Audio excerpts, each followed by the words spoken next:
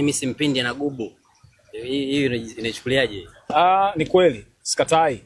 Manyanya ni kweli ana gubu, amesemwa sana na iko hivyo pia. Manyanya na gubu, kitu kidogo anaweza kukipandisha kwa kitu kikubwa. Kiuhalisia. Sikatai. Kiuhalisia? Kiuhalisia hapana, sina gubu.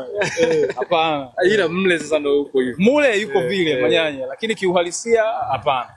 Sina gubu. Status yako ya mahusiano ipoje kiuhalisia? Status yangu ya mahusiano kiuhalisia niko mwenyewe. I'm single, yes. Kwa wale wanaohusisha wewe na vai kutoka kimahusiano ni wanakosea au kuranisha kuambia?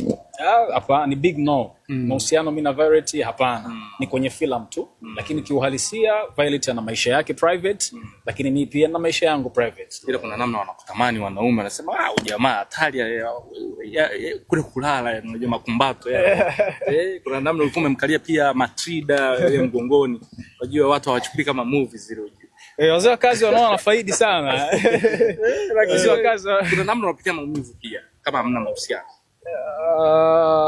Maumivu sio kivile sababu akili nilivyoiseti inanifanya nione kawaida kabisa. Ni mindset tu. Sijairuhusu akili yangu iathirike na hivyo vitu, ndio maana bado najiona niko sawa. Lakini kama ingekuwa mwingine pale inakuchukua. Wale watoto sio kawaida. Hapa ni nje tu, lakini yes, kwa namna ukiwa nao karibu hivi wale watoto kweli wana vitu. Kwa mindset yako ikiwa nyepesi pengine unaweza usicheze kabisa.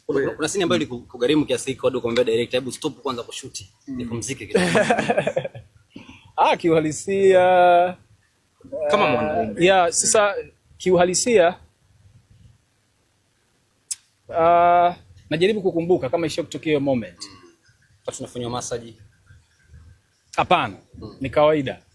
Kawaida. Haiathiri chochote. Kama anavyosema ni mindset. Unajua kwenye uigizaji akili ndio inatumika sana. Kwa lazima uruhusu akili yako ielewe kwamba unachokifanya kiko hivi. Na baada ya hapo mwili utafuata. Sawa. Lakini usipoelewa namna kucheza na mindset yako vizuri, trust me, utapata shida mno. Vile vipengele ni vigumu sana.